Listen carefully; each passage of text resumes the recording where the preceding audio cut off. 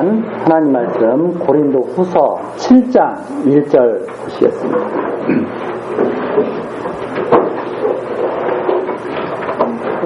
7장 1절입니다.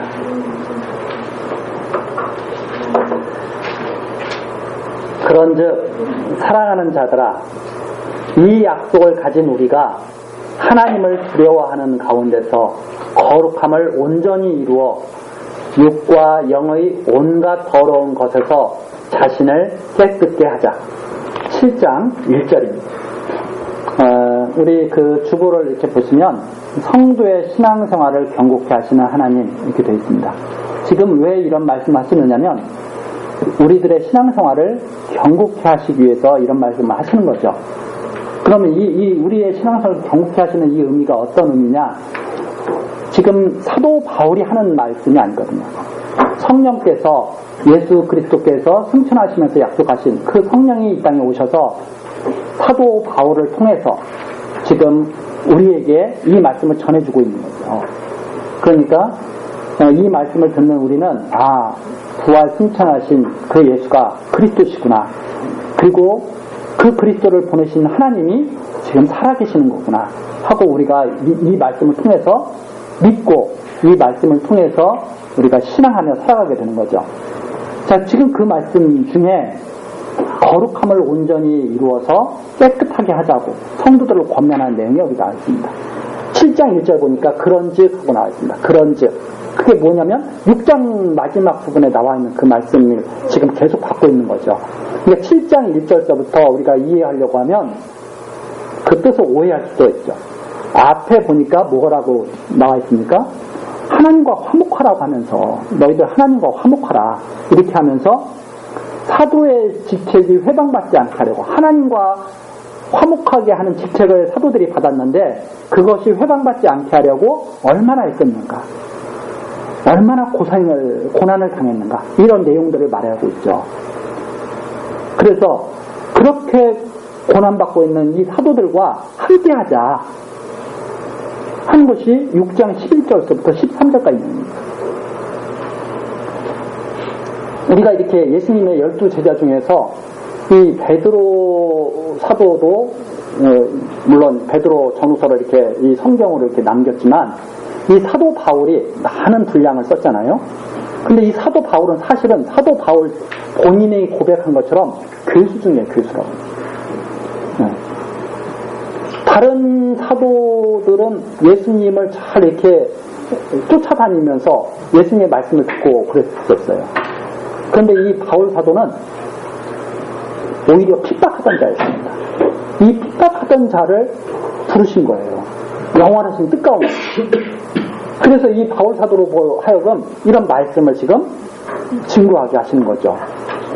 저는 그래서 더 놀랍다고 생각합니다. 하나님과 화목하지 못했던 바울 사도가 하나님과 화목하라고 해요. 성도들을 권하는 거죠. 이게 참 놀라운 일이죠. 어떻게 하나님과 대적했던 바울 사도가 사도가 돼가지고 하나님과 화목하라고 권하는가. 저는 하나님의 능력을 거기에서 정말 충만하게 봅니다. 하나님이 이렇게 하실 수 있는 분이구나. 하나님께서 하시면 이렇게 만드시는 거구나. 근데 바울 사도가 고린도 교인들에게 그러는 거죠. 우리와 함께 하자. 믿지 않는 자들과 함께 하지 말자. 그게 바로 14절서부터 18절까지 6장 14절부터 18절까지 내용이잖아요. 우리와 함께 해야지 왜 믿지 않는 자들과 함께 하느냐. 이 고린도 교회가 바울 사도의 그 수고로 인해서 이렇게 잘 자랐습니다. 그런데 바울 사도와 관계가 멀어진 거예요. 그렇죠? 우리 앞에 나왔잖아요. 바울 사도 보고 사도가 아니라고 그러고 막 이렇게 막 멀어진 거예요. 왜 멀어졌느냐면 이상한 자들이 들어왔거든요. 이상한 자들이 들어와가지고 바울 사도가 멀어지게 한 거예요. 그러니까 바울 사도가 멀어졌다는 것은 어떤 의미를 갖고 있느냐면 하나님의 말씀과 멀어졌다는 의미입니다. 그렇잖아요? 바울 사도가 전해준 게 복음인데 그 복음으로 인해서 교회가 세워졌는데 바울 사도가 멀어졌으면 그 교회는 하나님과 멀어진 거죠. 그래서 바울 보고 사도가 아니라고 하는 이 거짓 교사의 속임수는 바로 엄청난 하나님과 불화하게 만드는 그런 속임수였다 이 말입니다. 지금도 그런 것들이 많이 벌어지고 있어요. 이 세상에도. 왜? 바른 말씀을 전해주는 데는 사람들이 별로 따르질 않아요. 그럼 어디를 많이 따르느냐? 금리빨 변하게 해준다는데 이런 데만 사람들이 많이 따르는 거예요. 왜? 자기한테 좋을 것 같으니까. 그래서 많은 사람들이 하나님의 말씀을 따라가는 게 아니라 자기 좋은 대로 따라가는 이 시대를 우리들이 지금 보고 있는 겁니다. 그런데 그게 옛날부터 그랬어요. 바울 사도가 고린도 교인들에게 그러는 겁니다. 우리와 화목하자. 그들은 바로 믿지 않는 자들이다. 그 멍에를 그들과 함께 매서는 안 된다 하고 권면하는 내용이 있죠. 그러면서 왜 멍에를 그들과 함께 하면 안 된다고, 멍에를 그들과 함께 매면 안 된다고 하느냐? 그 이유가 16장에 나와 있는 거예요. 16절에 나와 있는 거예요. 6장 16절에. 성전과 우상이 어떻게 일치가 되느냐? 우리는 살아계신 하나님의 성전이다. 성전. 우리는 성전이에요. 성전은 하나님이 거하시는 곳이에요. 하나님의 이름이 있는 곳이고. 하나님께서 뭐라고 말씀하셨느냐? 증거죠. 증거. 왜 믿지 않는 자들과 함께하면 안 되는가? 왜 사도들과 함께 해야 되는가? 그 근거가 뭐냐? 우리가 성전이기 때문에 그렇다는 거예요. 내가 기억 나오죠? 내가 저희 가운데 두루 행하며 나는 저희 하나님이 되고 저희는 나의 백성이 되리라. 이게 하나님의 약속의 말씀이에요. 성도들이 하나님의 성전인 근거예요. 성도들이 우리가 하나님의 성전이다. 성도들이 하나님의 성전이다. 그 근거가 뭐냐? 우리 가운데 두루 거하며 행한다고 하셨으니까. 하나님이 행하시는 곳이 성전이다 이 말입니다. 하나님 더러운 곳에 가겠어요? 하나님이 더러운 곳에 안 가시죠. 거룩한 곳에 가시죠. 그렇기 때문에 하나님이 계신 우리는 성전이라는 거예요. 그게 참 중요한 말씀이죠. 우리들이 하나님이 지금 내 안에 거하신다. 하나님이 우리 중에 계시다. 그렇다면 우리는 어떻게 해야 돼요? 당연히 거룩해야 돼요. 성전이니까. 그래서 17절에 나오죠. 그러므로 주께서 말씀하시기를 너희는 저희 중에서 나와서 따로 있어라 이렇게 말씀하셨다 이 말입니다. 그래서 애굽에서 갈라내신 거예요. 애굽에서 그냥 잘 살게 하시지 뭐하러 광야를 끌고 나오시겠어요. 따로 있게 하시려고. 부정한 것을 만지지 말라. 부정한 거 만지지 말라고 율법에 되어 있잖아요. 왜 그 말씀을 하셨겠느냐 이 말입니다. 거룩한 성전인 것을 알라고. 부정한 것을 만지지 않는 게 중요한 게 아니에요. 왜 부정한 것을 만지지 말라고 했을까? 거룩한 성전 만드시려는 하나님의 뜻이 있다. 하나님이 어떤 뜻을 갖고 계시냐면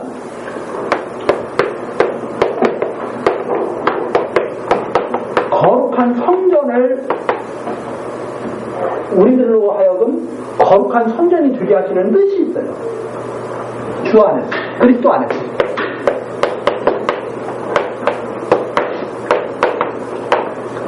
거룩한 성전을 되게 하시는 뜻을 갖고 계시다는 거예요.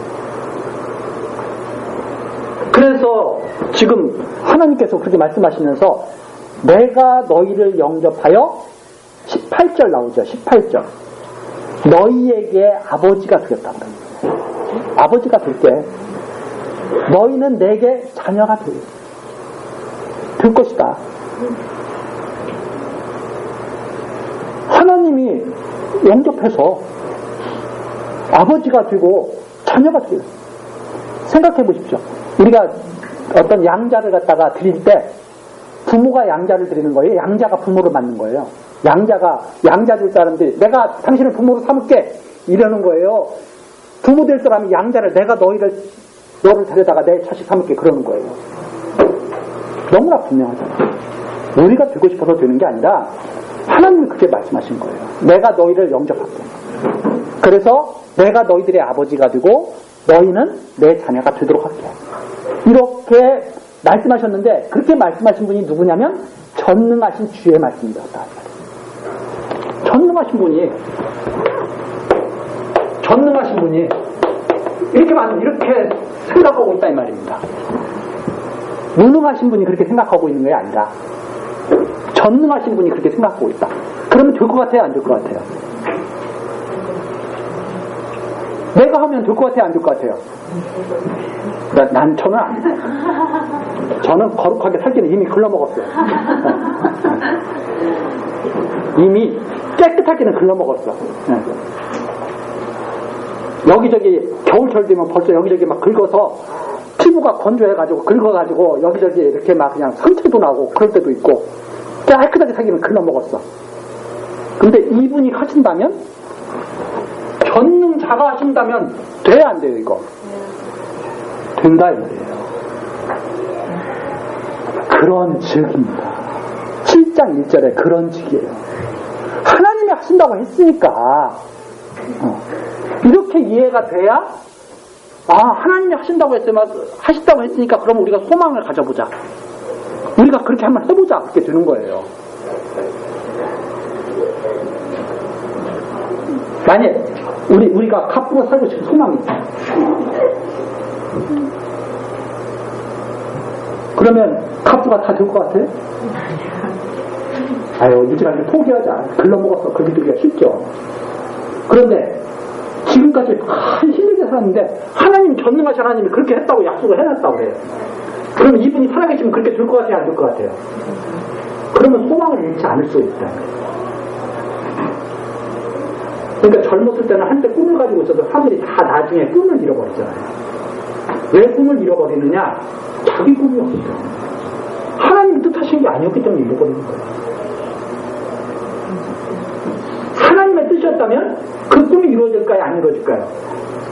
이루어지겠죠. 그게 바로 요셉이었다. 전능자가 꾸게 하시는 거니까. 그래서 우리는 어떤 꿈을 꿔야 돼요? 전능자가 꾸게 하시는 꿈을 꿔야 되는 거예요. 그게 힘든 거예요. 근데 우리들은 다 어떤 꿈을 꿔요? 다 계획은 듭니다. 다 망하고 잃어버리지. 어떤 꿈을 가져야 돼요? 이 꿈을 가져야 되는 거예요. 이 꿈을. 전능자가 하신다고 했잖아요. 근데 이런 꿈을 다 안고 다 계획 꿈꾸다가 로또 맞으려고 하다가 폐가 방심해. 왜 그런 꿈을 꿔요? 전능자가 하신다고 하는 꿈을 꿔야지. 그래서 사도 바울이 그렇게 말하는 겁니다. 그런즉 사랑하는 자들아, 이 약속을 가진 우리, 하나님의 이 약속을 우리가 갖고 있다는 말입니다. 이 약속을 가진 우리가 누구를 두려워해야 돼요? 하나님을 두려워해야죠. 이 약속을 가진 우리가 사람을 두려워하면서 살면 되겠습니까? 하나님을 두려워하면서. 하나님께서 이 꿈을 어떻게 이루어가는가 보는 거죠. 하나님을 두려워하는 가운데 뭘 이루어가야 돼요? 거룩함을 온전히 이루어가야 돼요. 하나님이 그렇게 하신다고 했으니까 이루어가야 돼요. 하나님이 하시는 일이 이루어지지 않는다면 전능자가 아니죠. 그래서 우리가 일하는 겁니다. 하나님이 하신다고 했으니까 일하는 거예요. 왜 우리가 지금 열심히 일하고 있어요? 하나님이 이렇게 하신다고 했으니까 일하고 있는 거예요. 우리가 왜 교회에 나와서 이렇게 하나님 말씀 듣습니까? 하나님이 하신다고 했으니까 듣는 거예요. 그렇지 않고 이런 약속의 말씀이 없으면 헛꿈 꾸고 있는 거예요. 약속을 가진 자들은 이렇게 해야 돼요. 이 약속을 가진 우리가 하나님을 두려워하는 가운데 거룩함을 온전히 이루어가자. 그러면 어떻게 가면 거룩함을 온전히 이루어갈까요? 뒤에 나오죠. 거룩함을 온전히 이루어서 육과 영의 온갖 더러운 것에서 자신을 깨끗하게 하자. 어떻게 우리가 깨끗하게 될까요?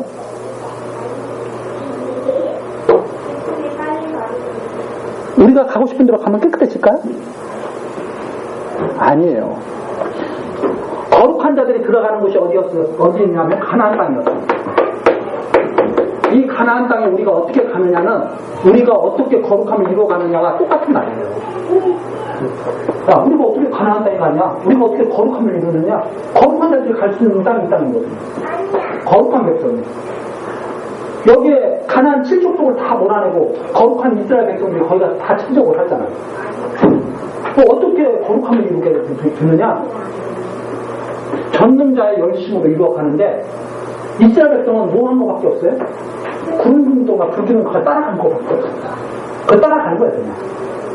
뭘 믿고? 전능하신 하나님을 믿고 따라가는 거예요. 그게 바로 삶이에요. 신앙은 내가 지금 하나님 따라가고 있는 거예요. 그걸 우리가 아주 깊이 생각을 해야 합니다. 우리가 하나님 말씀 이렇게 듣고 그냥 왔다 갔다 하는 게 아니잖아요. 듣고 생각하고 지금 내가 이 자리에 와 있는 거 하나님이 나를 인도하셨구나. 그 인정하는 거잖아요. 그 인정하는 게 신앙이에요. 그래 또 여기 있다가 또 가면 그것도 인정하는 게 신앙이에요. 그래서 저는 그 싸움이라고 생각해요. 신앙이 뭐냐? 하나님이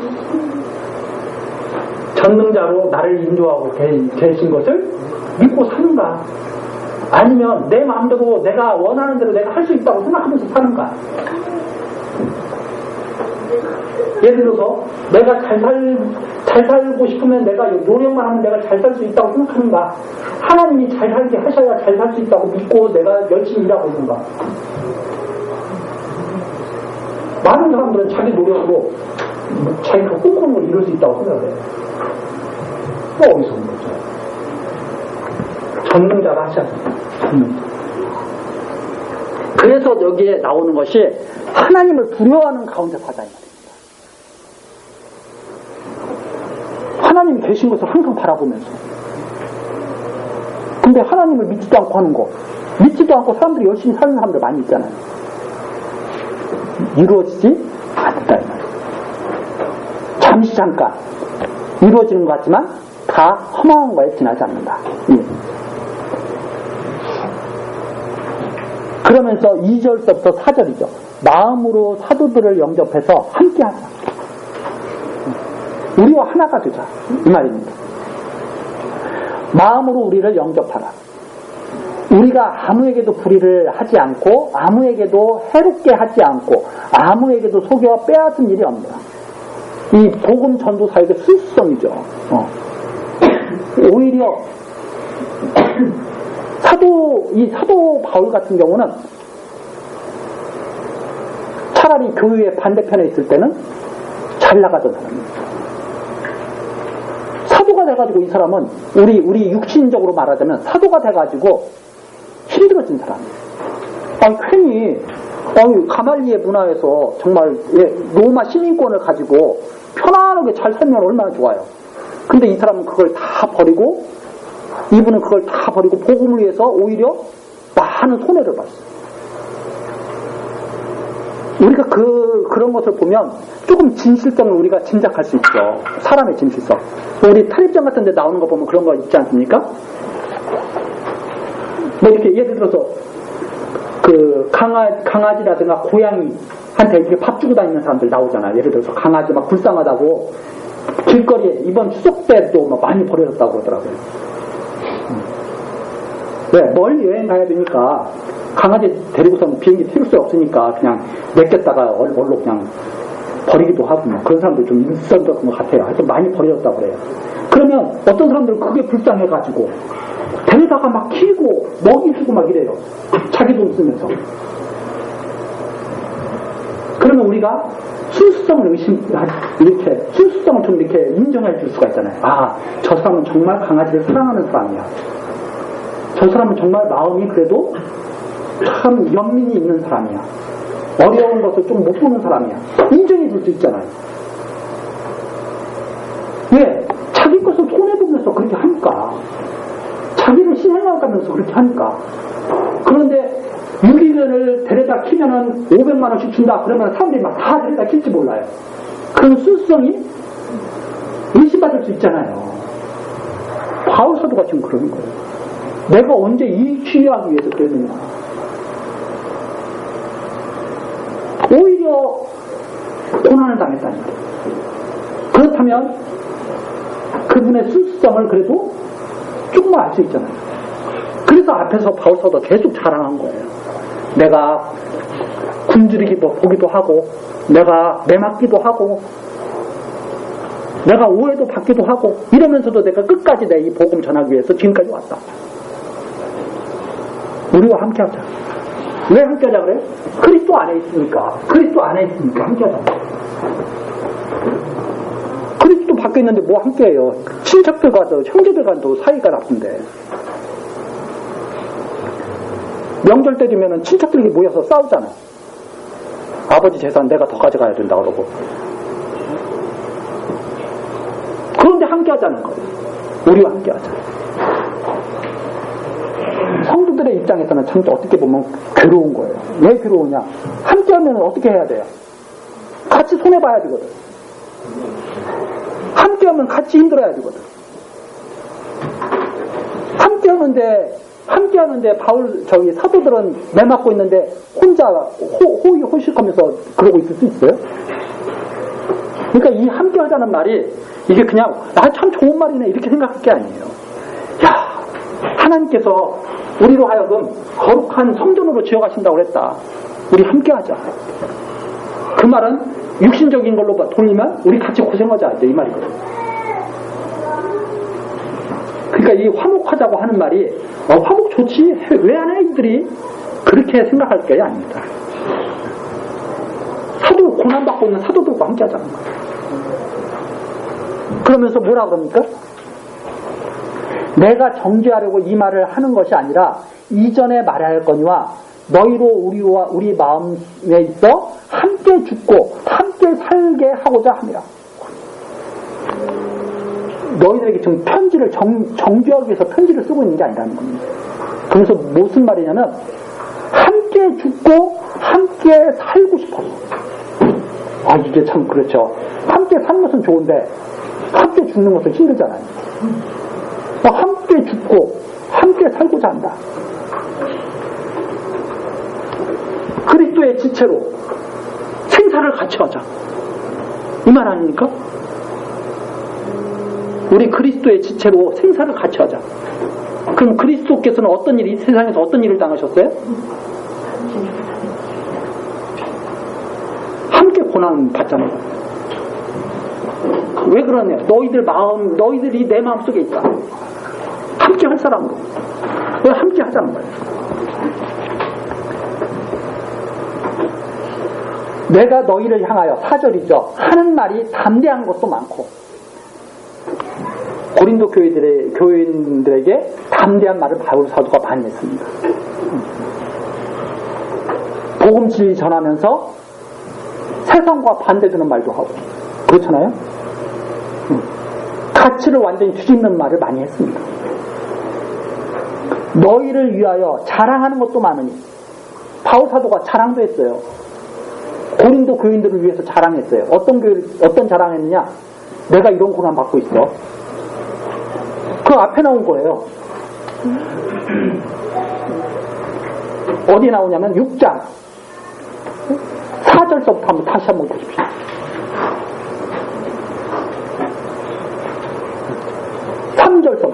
우리가 이 직책이 회방을 받지 않게 하려고 무엇에든지 아무에게도 거리끼지 않게 하고 오직 모든 일에 하나님의 일꾼으로 자천하여 많이 견디는 것과 환난과 궁핍과 고난과 매맞음과 갇힘과 요란한 것과 수고로움과 자지 못함과 먹지 못함과 이런 자랑을 많이 했다니 고린도 교인들에게. 야, 우리 이렇게 지금 이 세상을 살고 있어.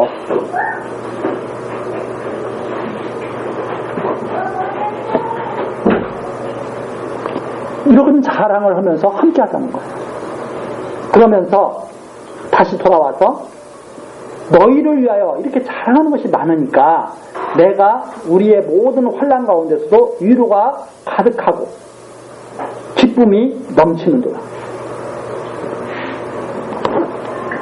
그러면서 이렇게 복음 전하면서 이렇게 사는 것, 이것이 위로가 되고 기쁨이 넘친다는 말이에요. 그런데 이런 속에서 바울과 화목하자고 그러니까 고린도 교인들 입장에서는 참 신앙이 없으면 그 말이 어떤 말이겠어요? 너나 해, 나는 안 해. 이렇게 됐겠죠. 그래서 이 화목하자고 하는 이 말이 그냥 편안한 말이 아니에요. 야, 우리가 하나님의 성전이 돼야지. 우리가 화목하자. 그럼 성전이 되기 위해서 우리가 예수 그리스도처럼 고난도 받고 매도 맞고 이런 일도 다 감당해야지. 이 말 하고 있는 거 아닙니까? 그런데 그 중에서도 위로가 가득하고 기쁨이 있다는 거예요. 이 고린도 교인들에게도. 야, 그렇게 하면은 슬픔만 있는 게 아닙니다. 오히려 위로가 가득하고 기쁨이 넘친다. 이게 바로 또 하나의 반전이죠. 그러니까 처음에 고난받는 거에 함께 하자는 거, 하나님과 화목하자는 거고. 두 번째 또 반전은 그런데 그 가운데 기쁨과 위로가 가득하다는 거예요. 이게 4절의 마지막 부분이면서 5절로 넘어가죠. 이제 5절부터 7절까지 얼마나 하나님이 위로해 주십니까? 이 내용을 말해주는 겁니다. 우리가 마게도냐에 이르렀을 때에도 우리 육체가 편치 못하고 사방으로 환난을 당하여 밖으로는 다투며 안으로는 두려움이다. 사도 바울이 마게도냐에 갔을 때도 자기의 이제 일을 이제 알게 이제 편지를 쓴 거죠. 그때 우리가 정말 힘들었어. 고린도 교인들에게 알게 해줍니다. 우리가 마게도냐에 갔을 때 정말 환난 속에서 두려움 속에서 또 그 가운데 싸움도 있었고 너무나 힘들었다. 이러면서 그러나 비천한 자들을 위로하시는 하나님이 기도의 음으로 우리를 위로하셨다. 하나님이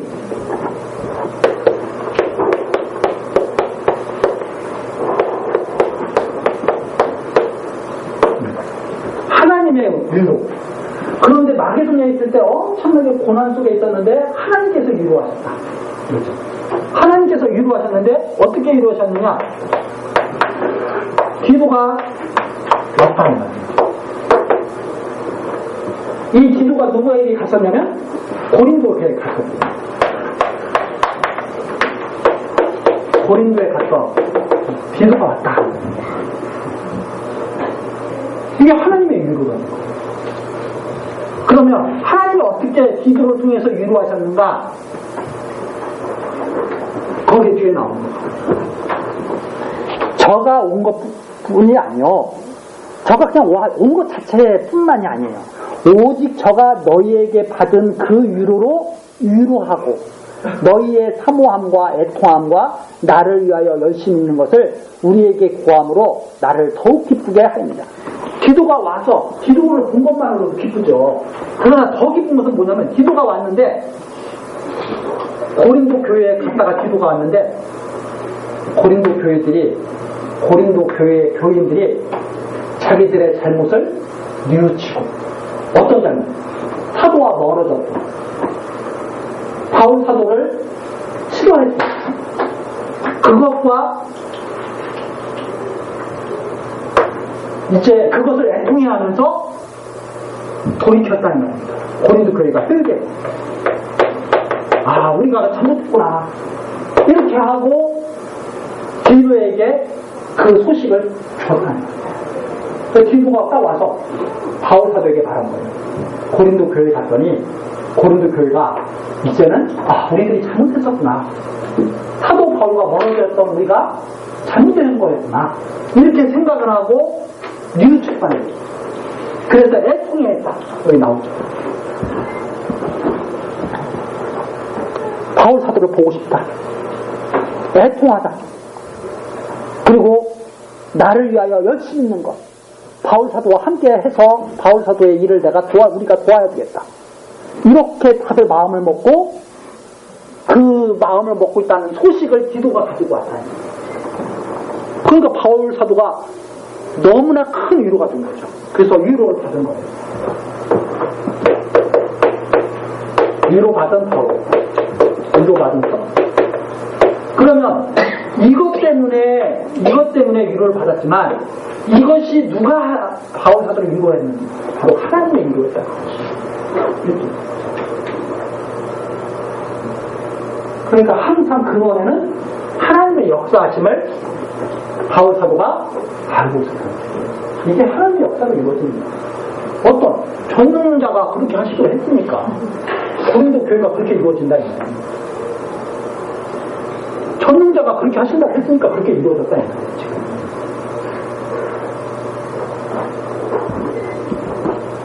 그래서 우리 성도의 신앙생활을 경고케 하시는 하나님을 증거하고 있다고 이렇게 말을 한 거죠.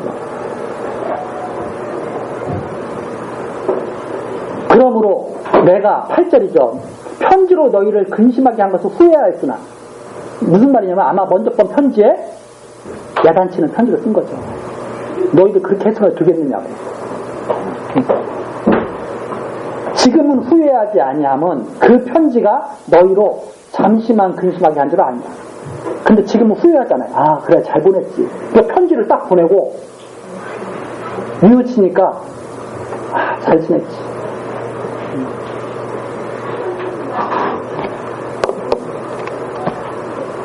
이게 참 이 사람마다 이게 다르잖아요. 어떤 사람은 칭찬만을 듣기를 바라는 사람이 있고 또 어떤 사람은 그렇게 생각하죠. 칭찬은 뭐 고래도 춤추게 한다 해가지고 무조건 칭찬해야 된다 이렇게 생각하겠지만 어떤 사람은 이렇게 바울처럼 근심하는 편지를 보내서 이렇게 돌이키는 경우도 있거든요. 그렇잖아요? 근데 그게 하나님의 역사예요. 네. 저도 그런 경험이 있습니다. 어떤 경험이 있냐면 좀 신앙생활을 좀 잘했으면 좋겠는 거예요. 그래 잘했으면 좋겠고 또 그럴 거 잘할 수 있을 것 같아. 조금만 내가 조금 이렇게 좀 권면해주면. 그래서 제가 그렇게 신앙생활 하시면 안 됩니다 하고 한마디 한 적이 있어요. 그 다음부터는 저하고 얼굴도 안 봐. 제가 그래서 어떤 생각을 했냐면 칭찬해줘도 그걸 또 어떤 경우도 있냐면 또 칭찬만 해줘. 하나님께서 잘하실 거예요. 하나님께서 반드시 이루실 거예요. 또 이렇게 그랬더니 교만해져서 또 얼굴을 안 봐. 그러니까 이렇게 해도 안 될 사람은 안 되고 저렇게 해도 안 될 사람은 안 되는 거예요. 그럼 반대로 그렇게 해도 잘 될 사람 되고 이렇게 해도 잘 될 사람 또 되는 거예요. 이게 사람에 달린 것이 아니라 이분에게 달렸다. 제가 그래서 지금은 저도 마음이 좀 이렇게 조심스러운 성격이고 부드러운 성격이거든요. 그런데 실수하면 옛날에는 막 머리를 쥐어뜯어 없는 머리를. 왜? 내가 그렇게 하지 말았어야 되는데. 지금은 스스로도 이루어요. 하나님께서 해결하실 거야. 물론 조심은 하죠. 그런데 그렇게 할 수 있잖아요. 칭찬해야 할 때 좀 화낼 때도 있을 수 있을 거 아니에요. 또 화낼 때 참을 때도 있을 거 아니에요. 왜 그렇게 하시느냐? 이분이 당신의 일을 이루어 가십니다. 그래서 다만 제가 지금 간절히 바라는 건 뭐냐면 저로 인해서 될 수 있으면 상처는 받지 않게 하자. 이게 이제 저의 간절한 소망인데 그 바울 사도도 아마 그랬던 것 같아요. 편지로 너희를 근심하게 한 것을 내가 후회했다. 그런데 결과가 어떻게 나타났어요? 좋게 나타난 거예요. 이렇게 역사를 하시는 거예요. 하나님. 그래서 9절입니다. 내가 지금 기뻐함은 너희로 근심하게 한 까닭이 아니요 도리어 너희가 근심함으로 회개함에 이른 까닭이야. 회개. 바울 사도가 야단치는 편지를 보냈더니 회개한 거예요. 우리가 그렇게 잘못했구나. 예를 들어서 제가 야단치는 편지를 썼더니 회개해가지고 더 막 사모하는 거예요. 그러면 제가 마음을 어떻게 써요?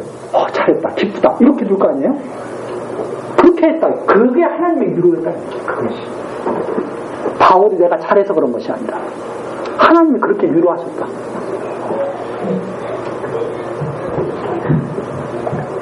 그래서 여기 나옵니다. 너희가 하나님의 뜻대로 근심하게 된 것이다. 그게 바울의 뜻대로 근심한 게 아니에요. 바울이 편지를 보내니까 근심하게 하는 편지를 보냈어요. 그랬더니 바울의 보내는 그 근심하게 보는 편지 때문에, 바울이 근심하게 하는 그 편지를 보냈기 때문에 근심한 것이 아니라 하나님의 뜻대로 근심하게 된 것. 왜 하나님의 뜻대로 근심하게 했느냐? 아무 해도 받지 않게 하려고. 고린도 교회가 아무 해도 받지 않게, 해를 받으면 안 된다는 거예요.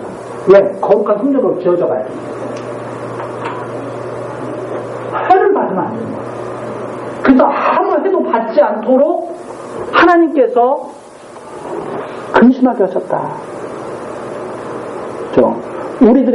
우리들의 신앙생활에 대한 근심도 이런 근심이 돼야 되는 거죠. 우리들의 신앙생활의 근심이 이런 근심이 돼야 되는데, 밑에 나와요. 바로 10절이에요. 하나님의 뜻대로 하는 근심이 두 가지가 여기 나옵니다. 근심이 두 가지가 나오는데,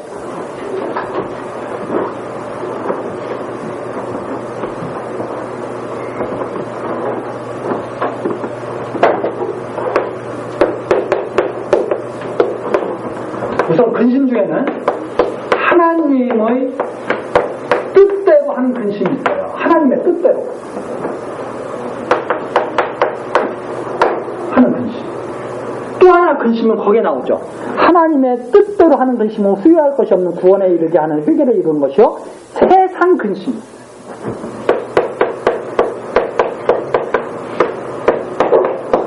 이렇게 근심이, 사람들이 하는 근심이 이렇게 두 가지 근심이 있다 이 말이에요.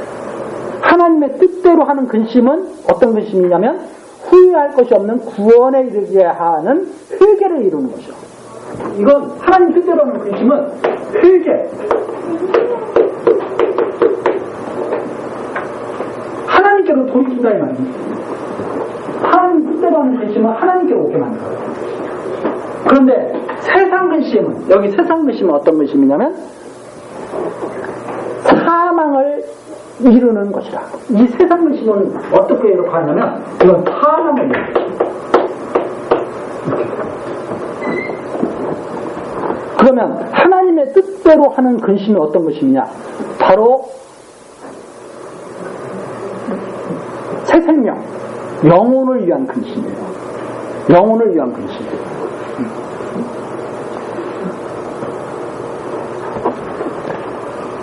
세상 근심은 어떤 것이냐? 육신의 욕망을 이루는 근심이에요. 이 세상 근심은 육신의 욕망.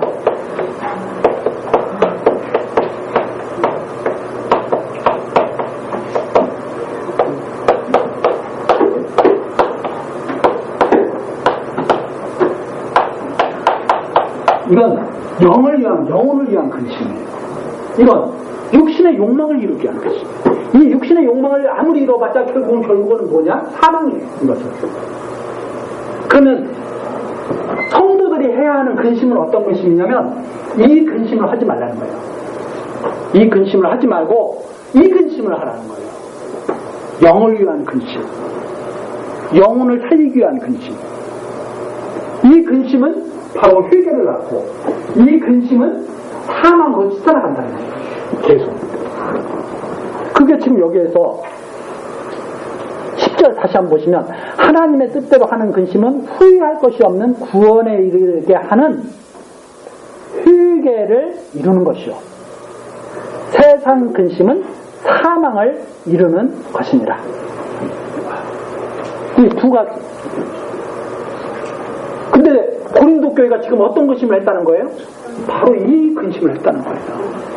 바울의 편지를, 근심하게 하는 편지를 받고, 아, 우리가 어떻게 하면 하나님께 가까이 갈까? 이 근심을 했다는 거예요.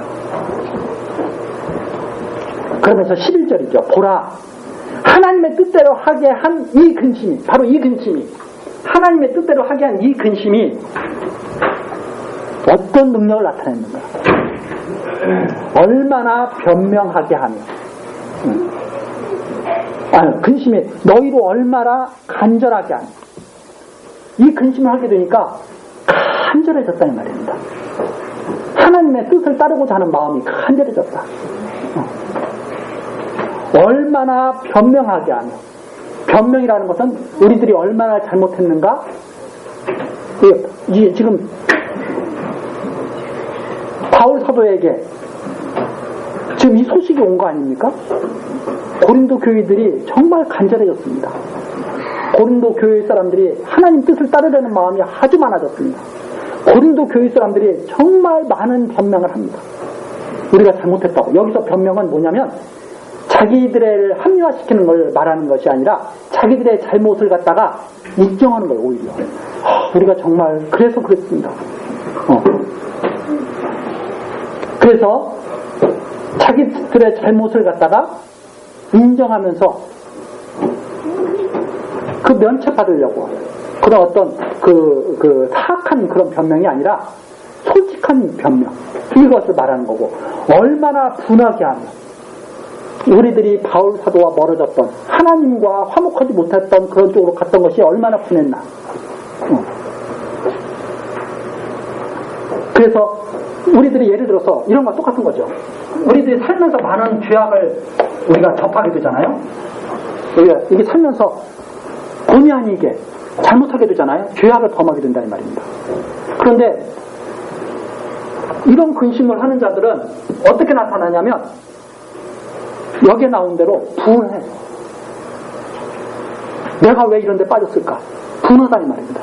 하나님, 나를 좀 제발 좀 건져주십시오. 이런데 걸려들지 않게 해주십시오. 분하게 생각한다는 말입니다. 그런데 하나님을 팔아먹는 자들은 어떤 자들 하냐면 잘못을 저지르고 나서 하나님께서 어디 하셨는데 뭐 전혀 분하지가 않아. 이게 문제예요. 그래서 얼마나 분하게 하느냐. 바울 사도가 멀어진 것, 하나님과 화목하지 못했던 것이 얼마나 분하냐. 얼마나 두렵게 하며. 하나님과 멀어지면 두려워해야 되죠. 진리의 말씀과 멀어지면 두려워해야 되죠. 근데 두려워하지 않고 다 이렇게 말하는 거죠. 하나님께서 가깝게 해요. 가깝게 하는 거야. 하나님 뜻대로 하는 근심이 어떤 능력입니까? 얼마나 간절하게 하고, 얼마나 변명하게 하고, 얼마나 분하게 하고, 얼마나 두렵게 하고, 얼마나 사모하게 하는지, 얼마나 사모하게 하는지, 얼마나 열심히 있게 하는지, 얼마나 벌하게 하였는가. 여기서 얼마나 벌하게 하였는가를 갖다가 학자들은 두 가지로 생각합니다.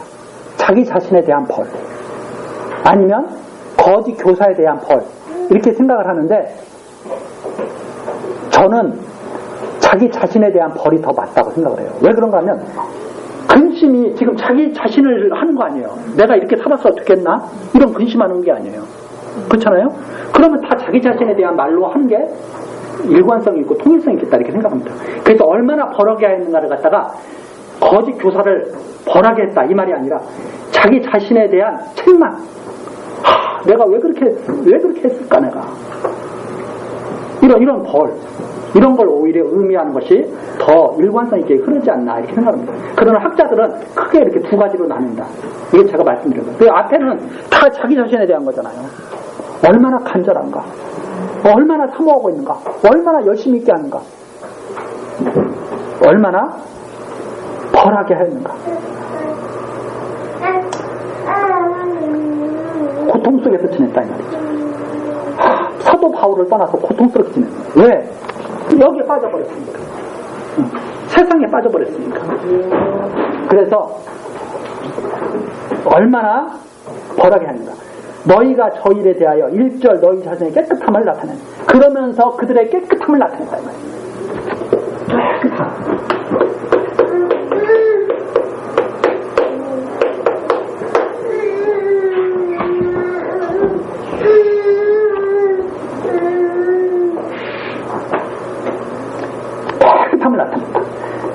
그런즉 내가 너희에게 쓴 것은 그 불의 행한 자를 위한 것도 아니요, 그 불의 당한 자를 위한 것도 아니고, 불의 행한 자를 위해서 그들을 갖다 어떻게 해버리라고 이렇게 쓴 것도 아니고, 불의를 당한 자, 사도죠, 사도.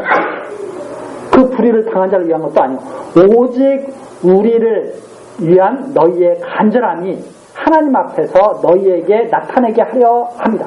즉 고린도 교회의 그 간절한 그 진실함이 하나님 앞에 분명하게 나타나도록 이렇게 하기 위해서 편지를 쓴 것이다.